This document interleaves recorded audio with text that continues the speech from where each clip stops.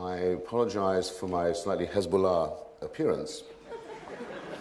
But I was told in my recent voyage to Iran that the more scruffy I looked, the more plausible I would appear, and the easier it would be to go to things like Friday prayers.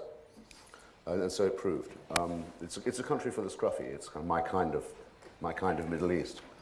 By going to Iran, a country I'd had a great difficulty getting a visa for many, many years, I think I've become the only person who has, since the year 2000, been on the ground in North Korea, in Iraq, and in Iran. In other words, I may now have a stump speech that I can go around giving. This is my prototype for it, as a matter of fact, why I suggested that we might discuss this famous question of the axis of evil.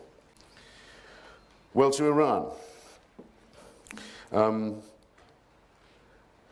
Somewhat different. The regime has outlived, for example, the man whose portrait is indeed everywhere, the Ayatollah Khomeini. He has been dead since 1989. But the regime which displays his picture still goes on. It is still a theocracy built in the image of one man, and on one rather particular interpretation of the rights of Shia clerics to make laws. It is actually a declining regime for that reason, because the generation of mullahs who imposed this revolution and the generation of revolutionary guards who actually imposed it by force is dying and moribund, and it's very clear. I went several times to the weekly Friday prayers that are still held at the university, the annual rally, the weekly rally of the regime. And all the speakers were very elderly and often quite quavering.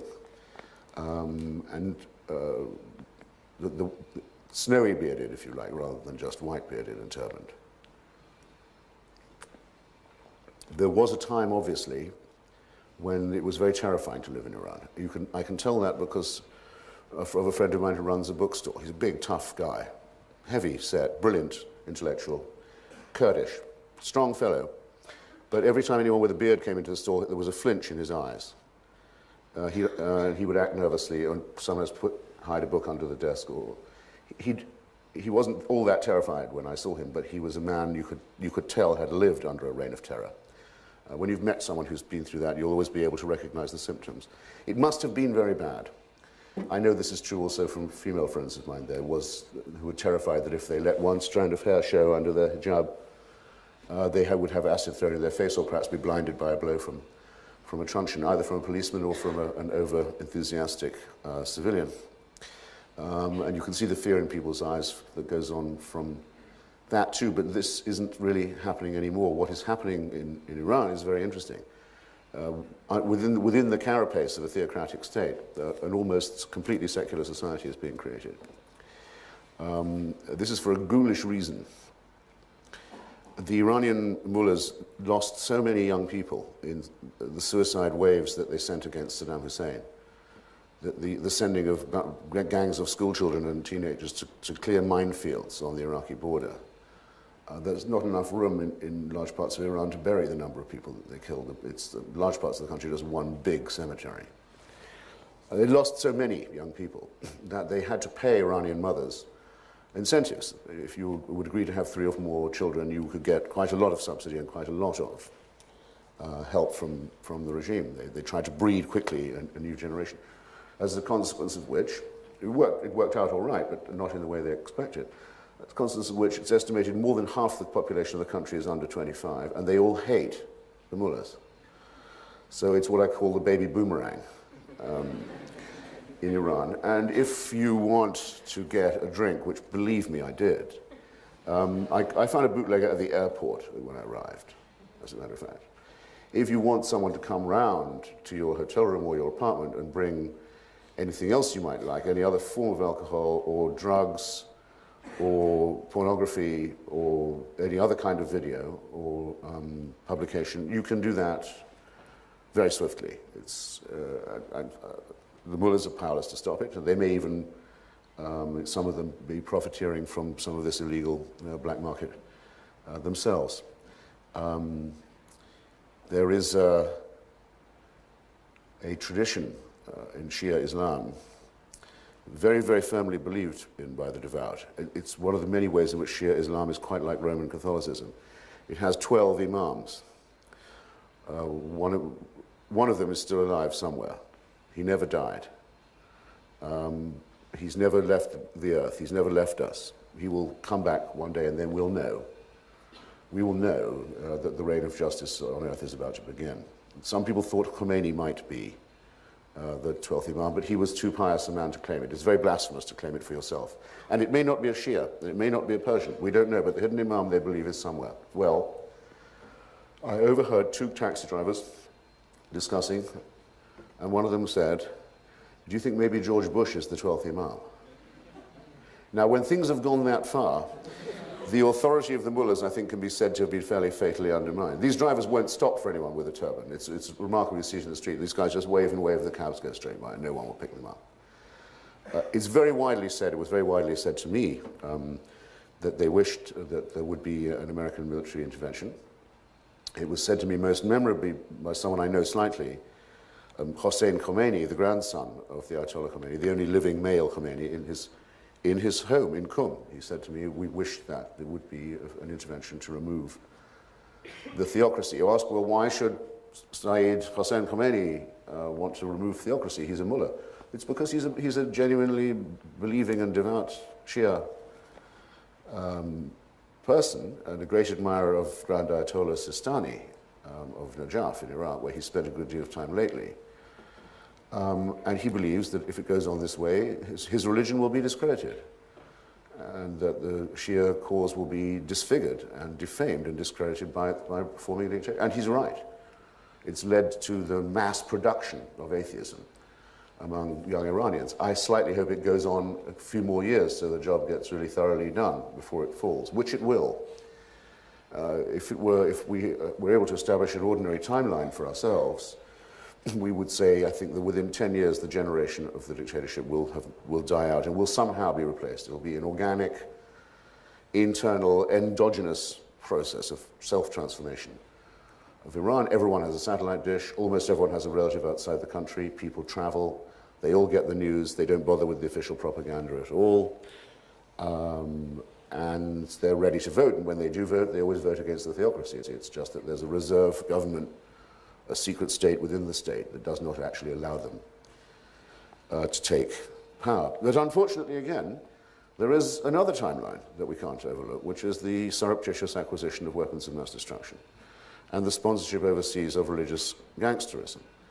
And it's not possible, I think, to allow ourselves with any insouciance to say, well, let's have another 10 years of that as well, while it gradually wears itself out of existence. So once again, we're confronted with people who are gifted, talented, useful, civilized, people who have been denied all their rights, but who know it, and by a government that tries to stay in power by making threatening gestures towards its neighbors and towards the international community. So all you need to do, if I lower my voice here, okay, I have no right to say any of this, all you need to do is what a woman in a chador said to me in Isfahan. The only one woman I met, actually, in a chador, who hated the regime so much that she said, do you think the Americans could come and only stay for about a week and then get out? And I thought, well, what a brilliant idea. I'll pass it on. You know? Several of the Iranian government have wanted men in Europe and elsewhere. We know the names of the people who sent out these death squads to Berlin and elsewhere. Go arrest them. You're gone, you're nicked. The rest of you are up against the wall. I was asked to confirm that I'd heard from more people than I had not heard from the remark that they would welcome in Iran a Western and American intervention to remove the mullocracy. And which I can confirm, yes, that's very commonly said. And I was then asked, well, would that not destroy the emerging democratic opposition there? Would it not compromise it? The answer to that is probably that it would. I mean, there are a lot of people who say they think, actually, let me step a little further back. I heard that said so often by people that after a bit it stopped delighting me. In other words, in a way it's a confession of weakness on their part. It's a confession of impotence. It's a sort of resignation. We can't do anything ourselves. There's also something slightly servile about it, and a mentality of that kind, of course, could turn on a dime right away, if there was an invasion, people would, if they got what they wanted, they'd suddenly say, down with the occupation, to show that they could be brave after all, as has happened with quite a number of Iraqis. Now that they can show their courage, they do. It's partly because of the shame they feel at the cowardice and conformism before. And one doesn't want to upset this febrile balance too much.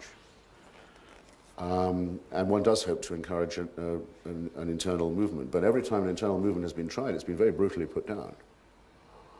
So that, given the odds, given the very heavily armed goons with which the regime maintains itself, one is condemning people to a much longer period of servitude, and one is also exposing the international community to a much greater risk of a promiscuous state with weapons of mass destruction.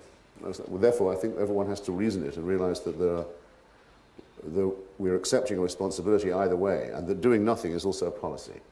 So now, well, Iran is a poor country, and a lot of people are very poor in the outlying parts of it, but it is enormously more developed infrastructurally than Iraq. It's really quite, the roads are excellent, the internal airline flights are very good. The traffic jams in Tehran often go on for 4 days, but that's a sign that most people have a car. As far as I could tell, there's no sectarian or confessional problem in Iran. 92% Shia. There are, even the existing theocracy has reserved seats for Jews and for Christians, who are quite small but significant minorities, mainly Armenian, the Christians, in the Majlis, in the parliament. They're recognized and their rights are, so to speak, at least acknowledged, if not actually observed. There's certainly no dislike for Jews or Christians. It's very dangerous to be a member of the Baha'i faith, because that's post-Islamic, not pre. But other than that, there's nothing of this sort. The Kurds are a very small minority. They're not separatist. There hasn't been any fighting there for some time.